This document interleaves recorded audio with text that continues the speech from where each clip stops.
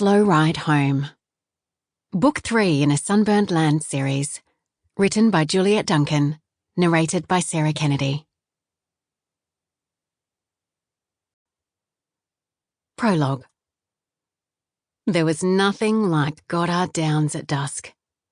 Vibrant reds, oranges and yellows gave way to deep blues and purples as the clouds reflected the light of the disappearing sun. It was a sight Joshua Goddard knew well, one he'd taken pleasure in for as long as he could remember. Watching the sun set with his mother had been one of his favourite pastimes, but not tonight. Tonight, the once sweet sight filled him with bitterness. The only sure thing in life was change, his mother used to say. However, that didn't make change any easier. Life was constantly making choices for him, removing him from the equation while expecting him to accept the consequences of choices he had no part in making. He didn't ask for his mother to die, or for his father to marry a woman he didn't know. He'd taken no part in his older brother, Julian, becoming head over the cattle station. Yet, he was expected to be the dutiful son and accept everything in his stride.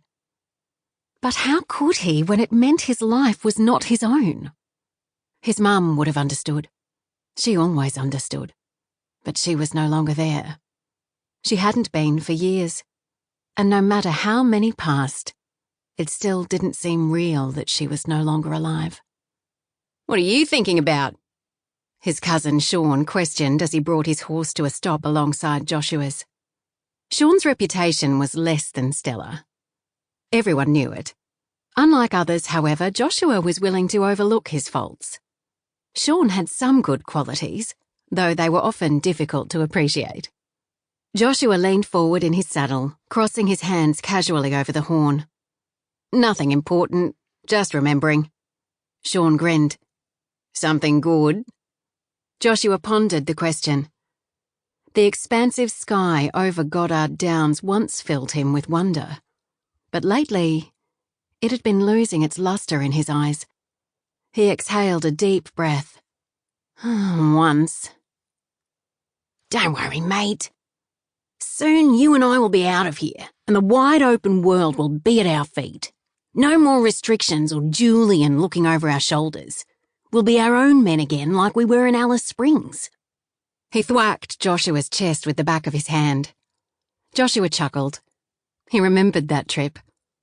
1 week had quickly turned into 3 for him and Sean as they enjoyed everything the rodeo had.